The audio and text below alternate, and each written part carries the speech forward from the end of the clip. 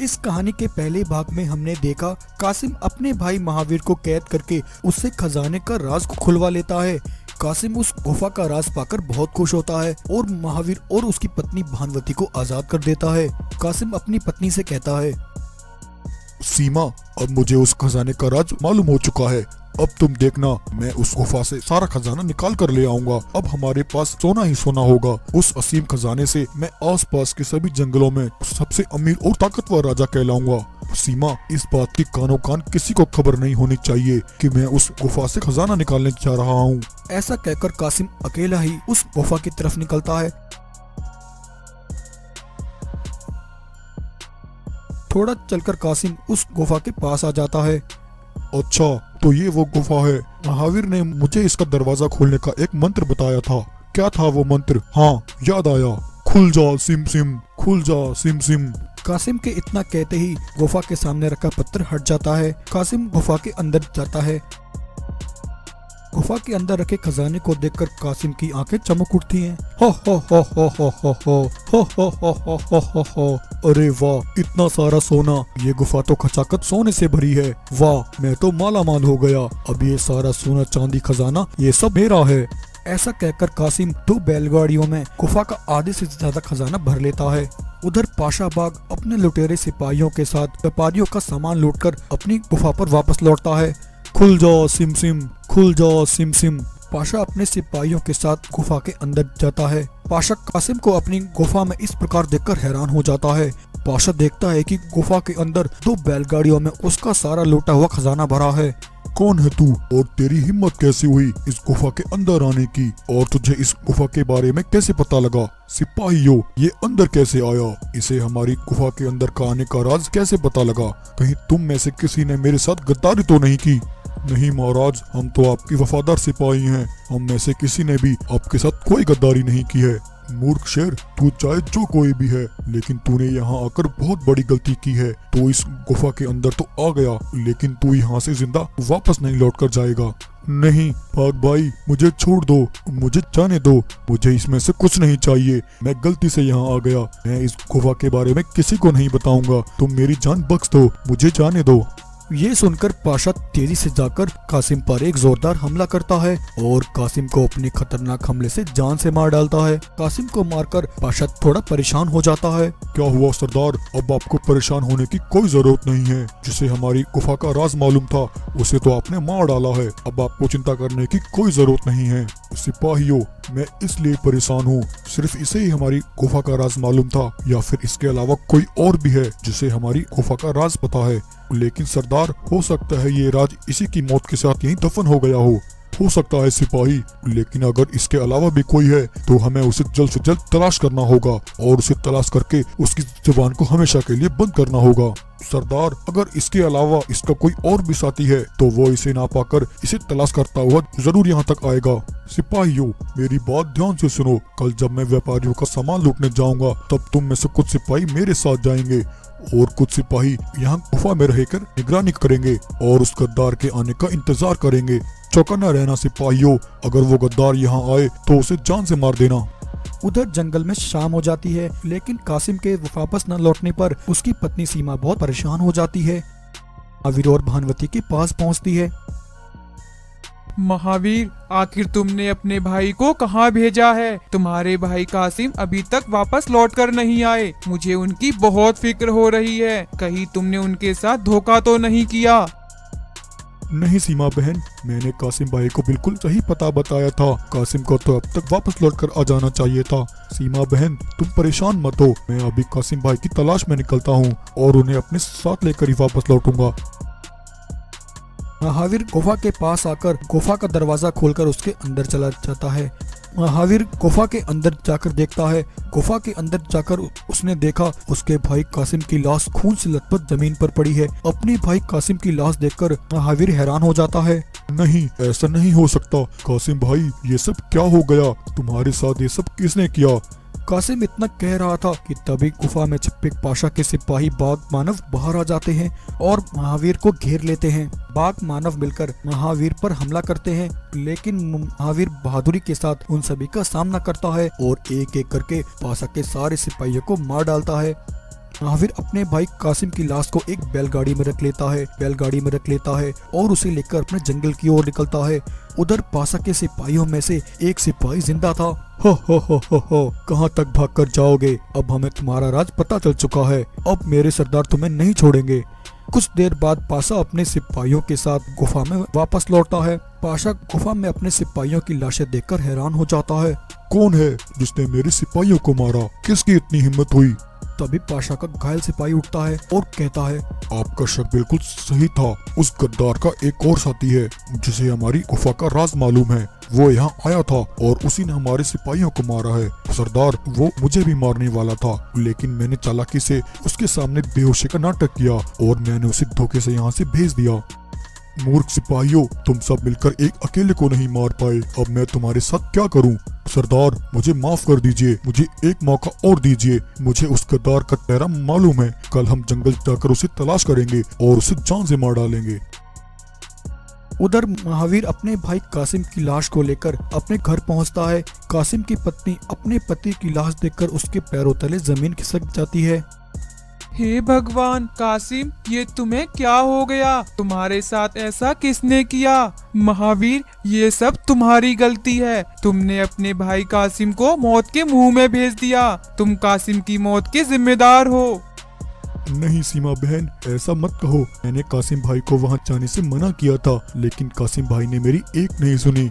मेरे भाई की हत्या उन लुटेरे बागों ने की है। उन लुटेरे बागों का सरदार एक पाशा नाम का बाग है। वो पाशा बहुत बड़ा लुटेरा है जो हर रोज आने जाने वाले व्यापारियों का सामान लूटता है और उनका माल और दौलत लूटकर एक गुफा के अंदर छुपा देता है और फिर अगले दिन दोबारा से लूट करने के लिए अपनी सेना को लेकर हर रोज निकलता है। कासिम भाई की हत्या भी उसी ने की है। और जब मैं जंगल में कासिम भाई को तलाश करने गया था, तब पाशा के सिपाहियों ने मेरे ऊपर भी हमला किया था। अब उन्हें ये खबर लग चुकी है कि केवल कासिम भाई ही नहीं बल्कि एक मैं भी हूँ जिसे उस गुफा का राज मालूम है। पाशा अपने सिपाहियों के साथ जल्द मुझे तलाश करता हुआ यहाँ जरूर आएगा। कासिम भाई के साथ हुई अनहोनी का मुझे बहुत अफसोस है, लेकिन ये समय अब दुख मनाने का नहीं बल्कि उन लुटेरे बागों का सामना करने का है। सीमा बहन, भानुवती, हमें मिलकर उन लुटेरों का सामना करना है। उन्होंने मेरे भाई कासिम की हत्या की है। मैं उनसे अपने भाई की हत्या का बदला जरूर लूंगा। अगले दिन पाशा अपने सिपाहियों के साथ कुंदनपुर जंगल पर हमला कर देता है। भागो भाइयों भागो, पाशा ने हमारे ऊपर हमला कर दिया है। ये तो बहुत बड़ा लुटेरा है। भागो भाइयों भागो, अपनी जान बचाकर भागो। तभी पाशा और उसके सिपाहियों को अपने सामने महावीर, भानुवती और सीमा शेरनी एक साथ खड़े दिखाई देते हैं। सरदार, यही है वो जिसने हमारे सिपाहियों की हत्या की है और इसे हमारी गुफा का राज भी मालूम है। हो। अच्छा, तो ऐसी बात है। चलो सिपाहियों, आज फिर इसे भी मौत के घाट उतार देते हैं। पाशा अपने सिपाहियों के साथ तेजी से महावीर को मारने के लिए उसकी तरफ बढ़ता है। तभी अचानक पाशा और उसके सारे सिपाही अपने सामने बने एक गहरे गड्ढे में गिर जाते हैं। वो गड्ढा महावीर ने पाशा और उसके सिपाहियों को फंसाने के लिए बनाया था। पाशा और उसके सारे लुटेरे सिपाही उस गड्ढे के अंदर गिरकर कैद हो जाते हैं। पाशा, तुमने मेरे भाई की हत्या की है। तुम मेरे भाई के हत्यारे हो और तुम एक अत्याचारी लुटेरे हो जो हर रोज न जाने कितने ही मासूमों का खून बहाते हो और उनका पैसा और माल दौलत लूटकर अपना पेट भरते हो। इसलिए आज तुम्हारे कर्मों की यही सजा है। ऐसा कहकर महावीर कुछ जानवरों के साथ उस गड्ढे को मिट्टी से दबा देता है। पाशा और उसके सारे सिपाही उस गड्ढे में दबकर वहीं मर जाते हैं। इस तरह महावीर अपनी सूझबूझ से उस लुटेरे पाशा से अपने भाई कासिम की मौत का बदला लेता है और आसपास के सभी जंगलों को पाशा के अत्याचारों से बचा लेता है। पिछले 15 वर्षों से अपनी प्रजा की रक्षा करता आया काई कबीले का सरदार शार्दुल एक बड़ी जंग जीतकर कबीले में दावत रखता है। शार्दुल के इस जश्न में कबीले का हर बच्चा, बूढ़ा, छोटा बड़ा, हर जानवर शामिल होता है। सभी मजे से अपने सरदार के साथ भोजन का आनंद लेते हैं। लेकिन तभी एक अनहोनी हो जाती है। सरदार शार्दुल भोजन करते ही अचानक बेहोश होकर जमीन पर गिर जाता है और उसके मुंह से खून बहने लगता है। अचानक हुए इस हादसे से शार्दुल का बेटा राजवीर और सभी जानवर हक्का बक्का रह जाते हैं। पिताजी, पिताजी, ये आपको क्या हो गया? उठिए ना पिताजी, ये आपके साथ किसने किया? सिपाहियों, जल्दी से वैद को बुलाओ और कबीले के सारे दरवाजे बंद कर दो, कोई भी कबीले से बाहर न जाने पाए। वैद शार्दुल की जांच करता है। जांच उसके बाद ये पता लगा कि शार्दुल को खाने में जहर दिया गया है। सिपाही शार्दुल को खेमे के अंदर ले जाते हैं। वैद्य शार्दुल का इलाज शुरू करता है। कबीले में ये खबर तेजी से फैल जाती है। हे भगवान, हे हमारे भगवान, सरदार को हमारे किसने सरदार जहर को दिया है? जहर हमारे दिया गया सरदार है। को कौन हमारे जहर दे सरदार सकता को है? कौन आखिर जहर उनके दे साथ सकता ऐसा है? किसने आखिर किया ये है? सब किसने किया है? राजवीर, लगता है हमारे कबीले में कोई गद्दार है जिसने हमारे सरदार के खाने में जहर मिलाया है। वो जो कोई भी है, मैं उस गद्दार को ढूंढ निकालूंगा। उसने ऐसा करके अपनी मौत को दावत दी है। वो चाहे जितना भी छुप ले, वो गद्दार जल्द पकड़ा जाएगा। अपनी प्रजा के लिए हर समय मर मिटने वाला शार्दुल आज इस हालत में पहुंच गया था जहां सब उसके स्वस्थ होने की कामना कर रहे थे। आखिर शार्दुल के साथ ये सब किसने किया था, आइए जानते हैं। दरअसल ये बात 1 महीने पहले की है, जब एक दिन काई कबीले के सरदार शार्दुल ने अपने कबीले में एक ऐलान किया। ए मेरे लोगों, हम हमेशा हक के रास्ते पर चले हैं। हमने जिहाद के लिए बड़ी से बड़ी जंग लड़ी है। हक के रास्ते पर चलते हुए मैंने अपने कई जाबाज सिपाहियों को शहीद होते देखा है। हर डूबते सूरज के बाद एक नया सवेरा होता है। कई पीढ़ियों से खुशहाली में चला आया ये काई कबीला आगे भी ऐसे ही चलता रहे। इसके लिए जरूरी है कि अब एक नए सरदार का इंतखाब किया जाए। मेरे मरने के बाद काई कबीले का अगला सरदार मेरा बेटा राजवीर होगा। मैं आप सबके सामने राजवीर को काई कबीले का नया सरदार मुंतखब करता हूँ। शार्दुल के इस फैसले से कबीले के सभी जानवर बहुत खुश होते हैं। वहीं जानवरों की भीड़ में एक जासूस सिपाही ये सब सुनकर तेजी से वहां से भागता है और सरदार शार्दुल के छोटे भाई बलवीर के पास आता है। सरदार, आपके भाई शार्दुल ने काई कबीले में आज एक ऐलान किया है। उसने अपने बेटे राजवीर को काई कबीले का नया सरदार मुंतखब किया है। ये सुनकर बलवीर के सीने पर जैसे सांप लौट जाता है। मुझे मालूम था वो मेरे साथ ऐसा ही करेगा। वो बचपन से अब तक मुझसे मेरा हक छीनता आया है और आज भी उसने मेरे साथ वही किया। अपने छोटे भाई के जिंदा रहते हुए भी उसने अपने बेटे को सरदार का ओहदा दे दिया। लेकिन अब बहुत हुआ, अब मैं उसे अपना हक छीनने नहीं दूंगा। जो मेरा है मैं उसे किसी और का नहीं होने दूंगा। काई कबीला मेरा है और मैं उसका सरदार हूँ। ये सोचकर बलवीर एक प्लान बनाता है। वो एक जहर बनाने वाले तांत्रिक के पास आता है और उससे एक ऐसा जानलेवा जहर तैयार कराता है जिसकी एक बूंद भी हंसते खेलते शरीर को बेजान बना दे। बलवीर तांत्रिक से वो जहर बनवाकर अपने सिपाहियों के पास आता है और शार्दुल के सिपाही जैसी एक नकली खाल ओढ़ लेता है। मुझे आज रात ही इस काम को अंजाम देना होगा। सिपाहियों, तुम सब तैयार रहना। तब आधी रात सिपाही की खाल ओढ़े बलवीर काई कबीले में दाखिल होता है और शार्दुल के खेमे में जाकर उसके खाने में चुपके से वो जहर मिला देता है और दबे पांव वहां से रफू चक्कर हो जाता है। अगली सुबह जब शार्दुल उस जहर आलूदा भोजन को चखता है तो उसकी ये हालत हो जाती है और आज बलवीर के इसी खेल का शिकार बनकर शार्दुल अपने कबीले में जिंदगी और मौत से लड़ रहा था।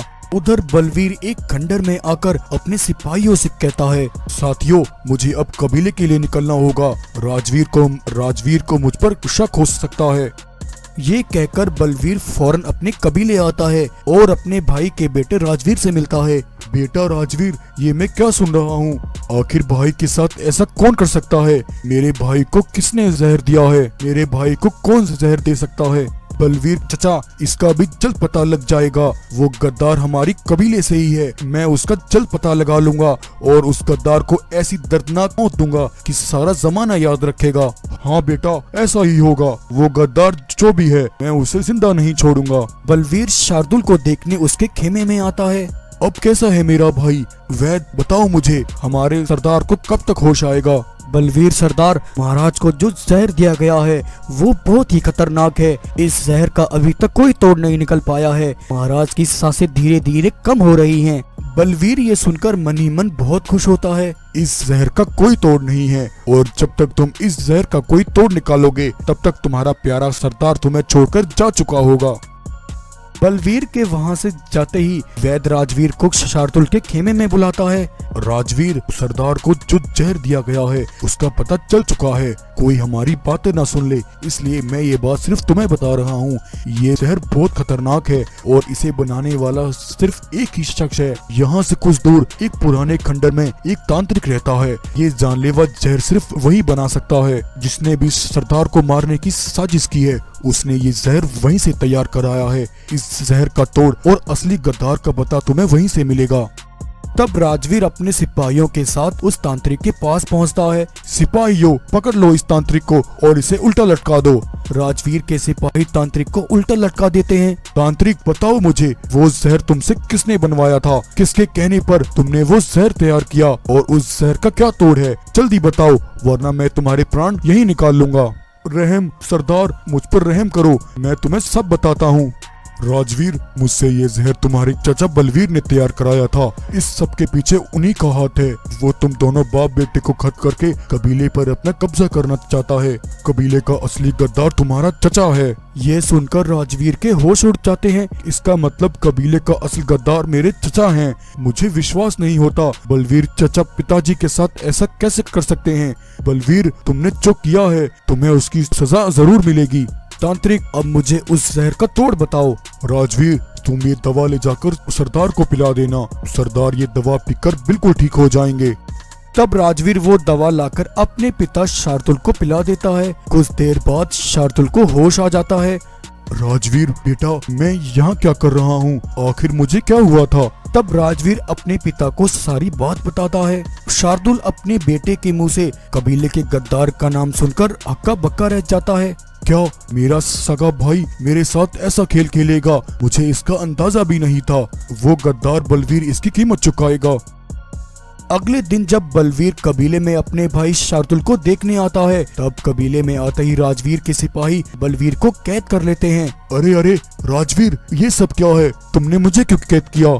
और तब इतने में सरदार शार्दुल खेमे से निकलकर बलवीर के सामने आ जाता है। शार्दुल को जिंदा देखकर कबीले के सारे जानवर बहुत खुश होते हैं, लेकिन वहीं बलवीर ये देखकर हैरान हो जाता है। शार्दुल, ये क्या? तुम जिंदा कैसे बच गए? बलवीर, मारने वाले से बचाने वाला हमेशा बड़ा होता है। तुम्हारा पर्दाफाश हो चुका है। तूने सरदारी के लालच में आकर मेरी पीठ पर जो खंजर घोंपा है, उस गद्दारी की सजा सिर्फ मौत है। तब शार्दुल और राजवीर मिलकर बलवीर को सूली पर चढ़ा देते हैं और उसकी मौत को कबीले के लिए इबरत का निशान बना देते हैं। और इस तरह आज काई कबीले का सरदार शार्दुल कबीले के असल गद्दार को सजाए मौत देकर अपने कबीले के लिए एक नई मिसाइल कायम करता है। और फिर शार्दुल आज राजवीर को काई कबीले का नया सरदार बना देता है। तो ये कहानी आपको कैसी लगी हमें कमेंट करके जरूर बताएं। अगर कहानी पसंद आई हो तो वीडियो को लाइक करें और ऐसे ही मजेदार कहानियां देखने के लिए हमारे चैनल को सब्सक्राइब करें।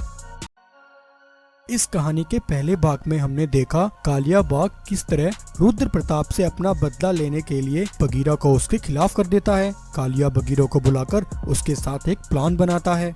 बगीरा, तुम्हें आज रात ही हमारे इस प्लान को अंजाम देना होगा और वह मणि किसी भी हाल में तुम्हें लेकर आनी होगी। तुम आज रात आधी रात में इस काम को अंजाम दोगे। मेरे कुछ सिपाही तुम्हारी सुरक्षा के लिए वहाँ मौजूद होंगे। बगीरा, अगर तुम्हारे इस मकसद में तुम्हारा भाई शिवा तुम्हारे बीच आए तो उसे भी अपने रास्ते से हटा देना। लेकिन कालिया, शिवा तो मेरा भाई है, मैं अपने ही भाई को कैसे मार सकता हूँ? बगीरा, जरा सोचो, अगर तुम्हारा भाई शिवा जंगल का राजा बन गया तो तुम्हें सारी जिंदगी उसकी गुलामी करनी पड़ेगी। अगर तुम शिवा के गुलाम नहीं बनना चाहते और एक आजादी की जिंदगी जीना चाहते हो तो तुम्हें शिवा को अपने रास्ते से हटाना ही होगा। रात होते ही बगीरा कालिया के सिपाहियों को लेकर अपने पिता रुद्र प्रताप की गुफा पर पहुंचता है। सिपाहियों, तुम सब यहीं रुको, मैं जाकर मणि लेकर आता हूँ। अगर तुम्हें कुछ खतरा दिखाई दे तो उसकी आवाज हमेशा के लिए बंद कर देना। वहीं रुद्र प्रताप अपनी पत्नी और बेटे शिवा के साथ गुफा में आराम कर रहा था। तभी बगीरा दबे पांव वहां जाकर उस मणि को उठा लेता है और मणि लेकर वहां से भागता है। तभी इतने में शिवा की आंख खुल जाती है। शिवा बगीरा को मणि लेकर भागते हुए देखकर हैरान हो जाता है और उसका पीछा करता है।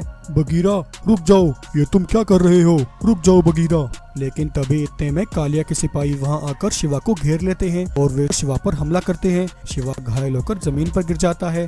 बगीरा मणि लेकर भाग जाता है। खून से लथपथ घायल शिवा अपने पिता को आवाज लगाता है। पिताजी, पिताजी, मेरी मदद कीजिए।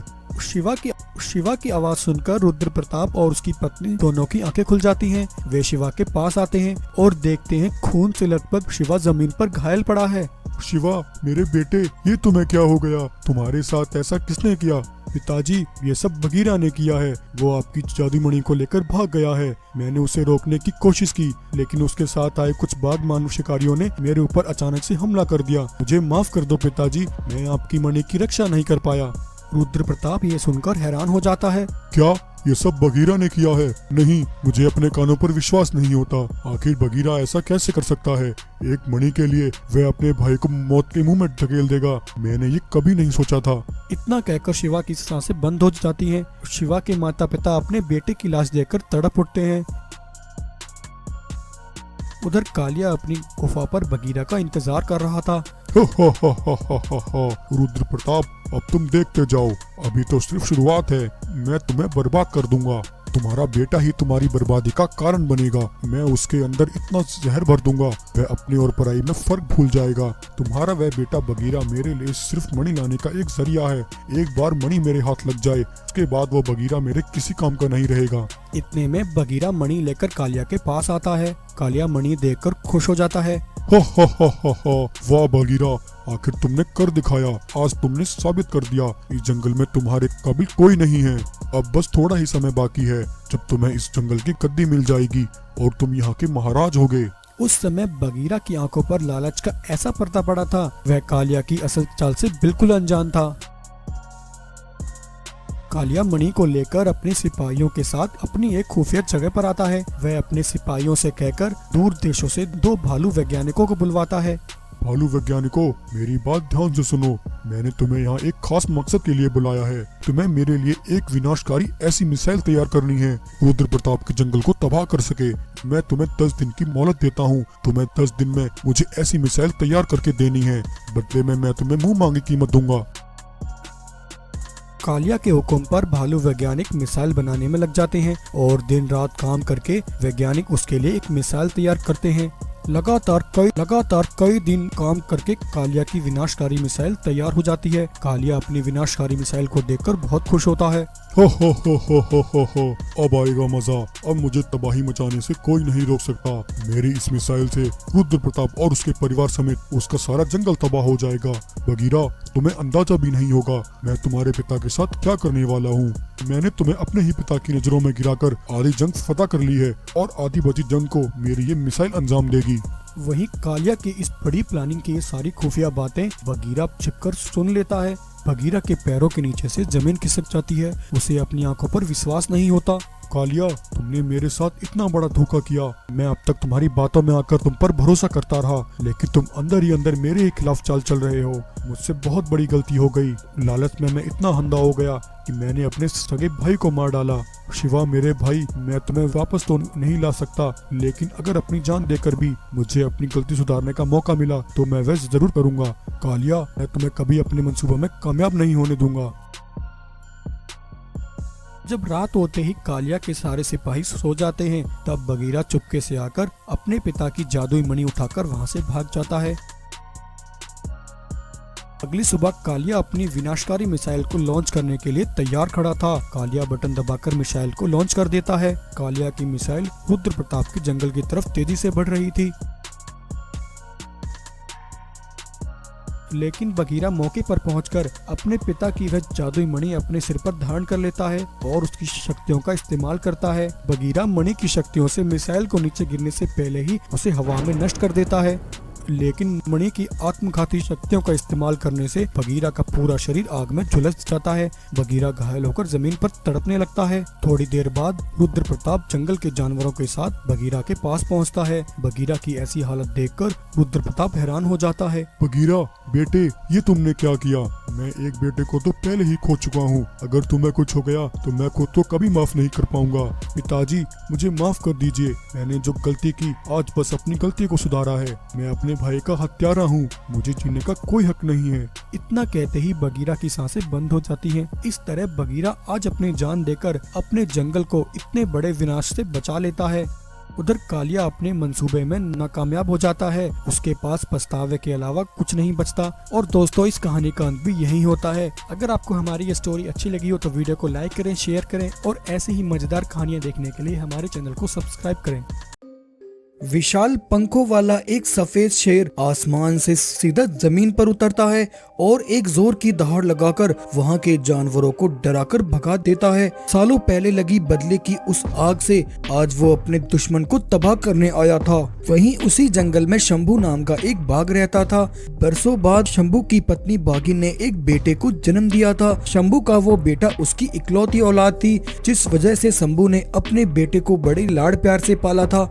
एक बार शंभू का बेटा जंगल में अपने कुछ दोस्तों के साथ खेल रहा था। तभी पंखों वाला विशाल शेर वहां आकर उसे अपने पंजों में उठा लेता है और उसे अपने साथ उठाकर ले जाने लगता है। ये देख उसके साथ खेल रहे जानवरों के बच्चे विशाल शेर का पीछा करते हैं। अरे अरे, कौन हो तुम और कहाँ लेकर जा रहे हो हमारे दोस्त को? छोड़ दो इसे। उधर वो सभी जानवरों के बच्चे शंभू बाघ के पास आकर उसे उसके बेटे के बारे में सब बताते हैं। क्या ये सब तुम क्या कह रहे हो? वो मेरे बेटे को उठाकर क्यों ले गया? शंभू, आखिर उसने ऐसा क्यों किया? हमने उस विशाल शेर का क्या बिगाड़ा है? मैं जानता हूँ उस विशाल शेर को। वो यहाँ अपना बदला लेने आया है। मुझसे अपना बदला लेने के लिए ही उसने मेरे बेटे को निशाना बनाया है। दरअसल ये बात 2 साल पहले की है। रघु नाम का सफेद शेर अपनी पत्नी और 3 जवान बेटों के साथ रहता था। रघु बाजार में एक अमीर व्यापारी की दुकान में काम किया करता था। व्यापारी अपनी दुकान में गहने और आभूषण बेचा करता था। रघु का मालिक सारा दिन आराम से अपनी दुकान में बैठा रहता और रघु उसके सोने के आभूषण और गहने बेचकर उसकी दुकान चलाता।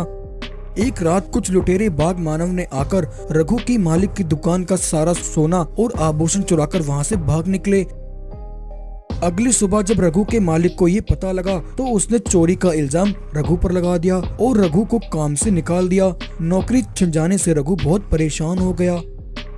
अब मैं अपने परिवार को कैसे पालूंगा? मेरे 3 जवान बेटे तो कुछ भी नहीं करते। अब मैं उन सबका पेट कैसे भर पाऊंगा? हे भगवान, इस मुसीबत में मेरी मदद कर। रघु ये कहकर वहाँ से जा ही रहा था कि उसकी ये सारी बातें शंभू बाघ ने सुन ली और वो उसके पास गया। रघु, मैं तुम्हारी परेशानी जानता हूँ और मैं ये भी जानता हूँ कि तुम्हारे मालिक ने तुम्हें झूठे चोरी के इल्जाम में नौकरी से निकाल दिया है, लेकिन तुम चिंता मत करो। तुम्हारे घर में 3 जवान बेटे हैं, वो कब काम आएंगे? अब वो इतने बड़े हो चुके हैं कि वो नौकरी करके अपना पेट भर सकते हैं। मैं एक ऐसे बड़े व्यापारी को जानता हूँ जो तुम्हारे 3 बेटों को काम दे सकता है। तुम अपने बेटों को कल ही इस पते पर भेज देना। ये सुनकर रघु खुश हो जाता है और अगले दिन वो अपने 3 बेटों को उस पते पर भेज देता है। सुबह से शाम हो जाती है, लेकिन रघु के 3 बेटे अपने माता पिता के पास वापस नहीं लौटते। अरे, सुबह से शाम हो गई लेकिन हमारे बेटे अभी तक वापस नहीं लौटे। आखिर नौकरी की बात करने में भला इतना समय लगता है क्या? ये कहकर रघु खुद ही अपने 3 बेटों को तलाश करने के लिए निकल पड़ता है और वो शंभू बाघ के दिए हुए उस पते पर पहुंच जाता है तो वहां देखता है कि उसके 3 बेटों को शंभू बाघ ने एक जालिम व्यापारी को बेच दिया है। वो रघु शेर बड़ा ही भोला निकला, बड़ी आसानी से मेरी बातों में आ गया। अब तुम जल्दी से मुझे मेरा हिस्सा दो और इन 3 को लेकर यहाँ से निकल जाओ। वो व्यापारी शंभू बाघ को ढेर सारे पैसे देकर रघु के 3 बेटों को लेकर चल दिया। रघु ने उस व्यापारी का पीछा किया, लेकिन तभी उस व्यापारी के एक सिपाही ने रघु को पीछे आते हुए देख लिया। उसने गाड़ी से नीचे उतरकर रघु पर अचानक से हमला किया। हमले से रघु के सिर पर गहरी चोट आई और वो वहीं गिरकर बेहोश हो गया। उधर उस व्यापारी ने रघु के 3 बेटों को अपने ठिकाने पर लाकर उन्हें बेहोशी का इंजेक्शन दिया और फिर उनका ऑपरेशन करके उनके अंदर से कीमती ऑर्गन्स को निकाल लिया, क्योंकि वो दरिंदा व्यापारी जानवरों के अंगों को बेचने का काला धंधा किया करता था। वो दलाल को जानवरों की कीमत देकर उन्हें खरीद लेता और उनके अंगों को निकालकर बेचा करता था। उधर रघु के पास एक जिन आता है। वो उसे उठाकर अपनी गुफा में ले आता है। जिन ने कुछ दिनों तक उसका इलाज किया और जब रघु को होश आया तो उसने अपनी सारी कहानी जिन को बताई। रघु, तुम्हारे साथ तो बहुत नाइंसाफी हुई है। तुम्हें बदले की इस आग को तब तक अपने सीने में जलाए रखना है जब तक तुम अपने दुश्मनों से अपने बेटों की हत्या का बदला नहीं ले लेते। तब उस जिन ने रघु को जादुई पंख दिए और उसे विशाल रूप देकर बड़ा कर दिया। और आज इसीलिए रघु ने विशाल रूप लेकर अपने बेटों का बदला लेने के लिए शंभू के इकलौते बेटे को अगवा किया था। उधर अब शंभू अपने बेटे के लिए बहुत परेशान था।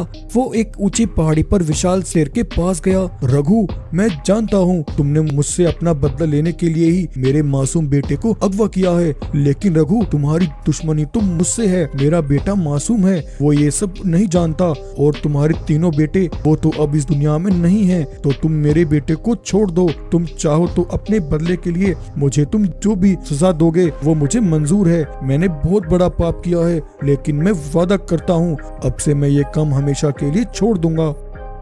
तब विशाल शेर शंभू और उसके बेटे को लेकर उसकी पत्नी बाघिन के पास आता है। बाघिन, तुम्हारे पति ने लालच में आकर मेरे तीनों बेटे की कुर्बानी दी है, इसलिए इसकी सजा ये है कि अब से ये पूरे 15 साल के लिए मेरे पास मेरा गुलाम बनकर रहेगा और मेरी सेवा करेगा।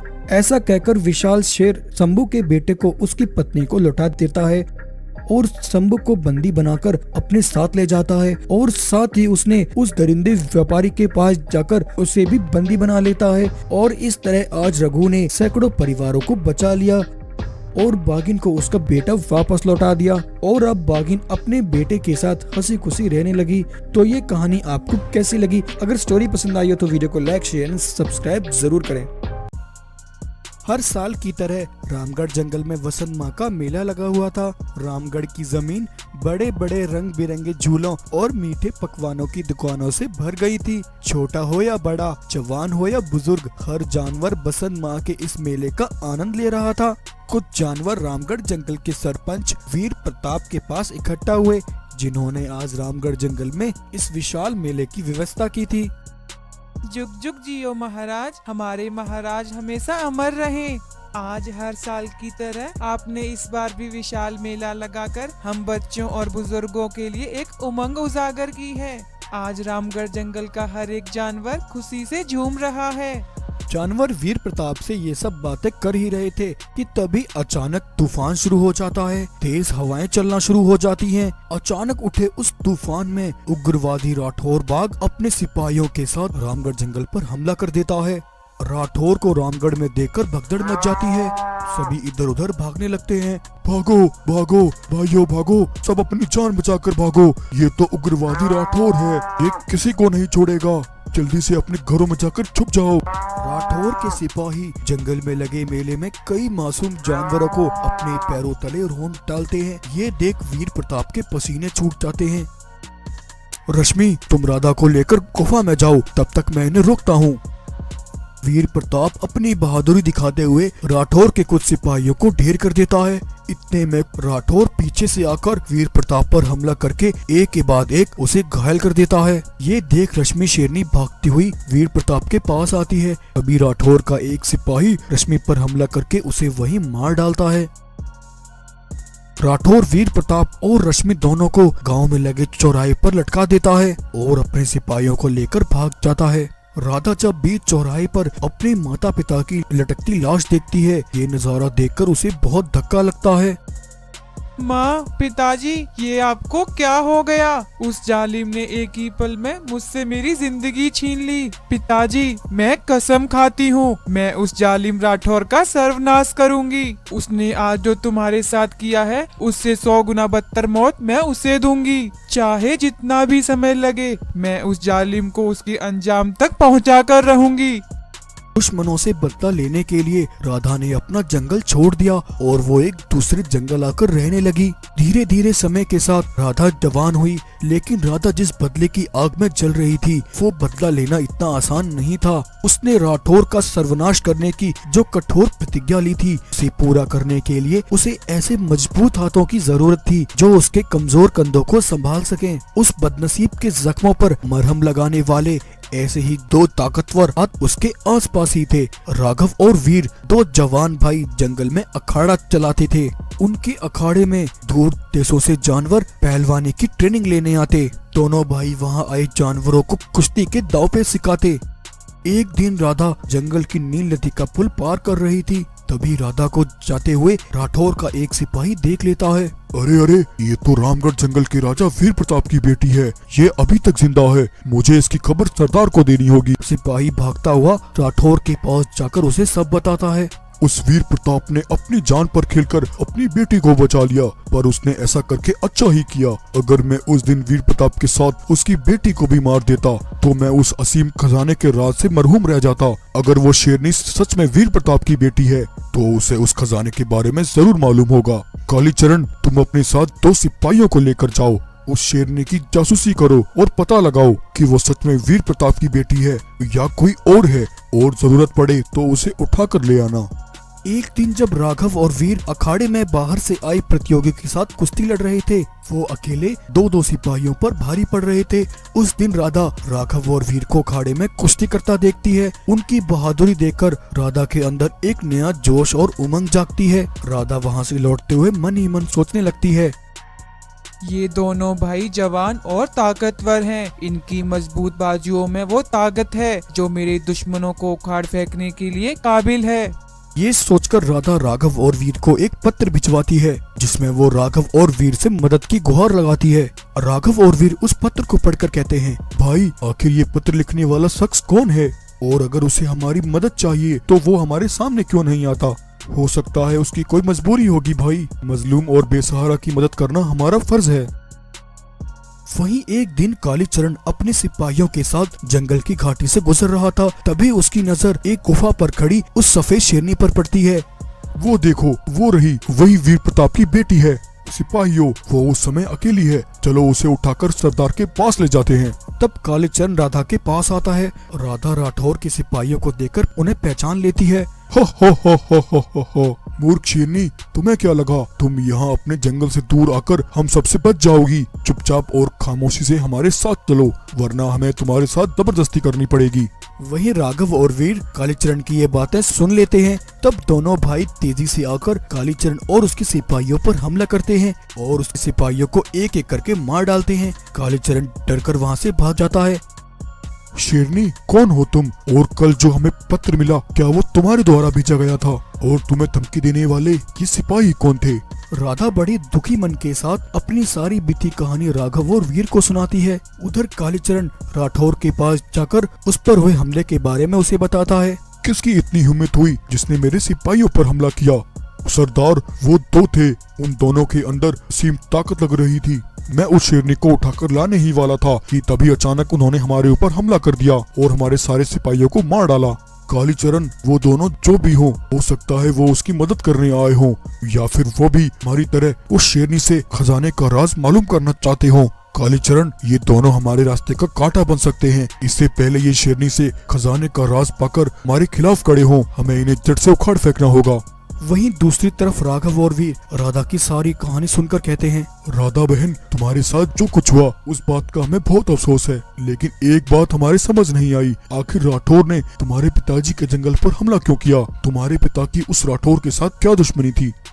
राघव, वीर, पिताजी के पास एक ऐसी अनोखी खजाने की गुफा का राज छिपा था। उस गुफा में इतना सोना है जिसे पाकर कोई भी इस धरती पर राज कर सकता है। पिताजी से उस खजाने का पता लगाने के लिए राठौर ने पिताजी पर कई बार हमले किए।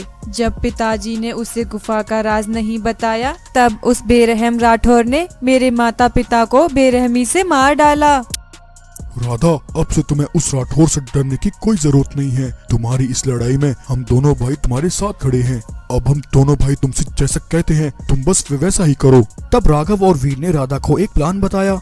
उस प्लान के हिसाब से राधा राघव और वीर के साथ आधी रात में पत्थरों के बीच जाकर खड़ी हो गई। जब कालीचरण कुछ सिपाहियों को लेकर राधा की तलाश में वहाँ से निकला, तभी राघव और वीर ने उन पर हमला करके उन्हें जान से मार डाला।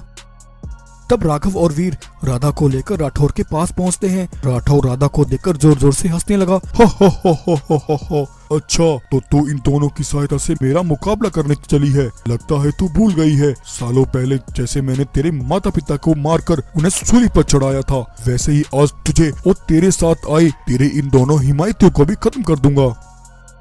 दुष्ट राठौर, आज सूली पर चढ़ने का वक्त तेरा है। सालों पहले तूने मुझसे मेरे माता पिता को छीन लिया था, तू आज इसका हिसाब देगा।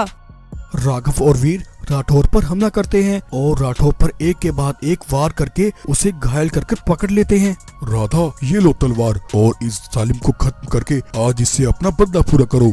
तब राधा उस तलवार से राठौर पर हमला करती है और राठौर की छाती को फाड़ देती है। आज राधा राठौर को मारकर बहुत खुश होती है और इस तरह राधा राघव और वीर की मदद से अपने माता पिता के हत्यारों से अपना बदला पूरा करती है। राधा राघव और वीर को उस खजाने की गुफा तक ले जाती है और उस सारे खजाने को राघव और वीर को सौंप देती है। राघव और वीर उस खजाने को पाकर बहुत खुश होते हैं और आज राघव और वीर इस पूरे खजाने के मालिक हो जाते हैं।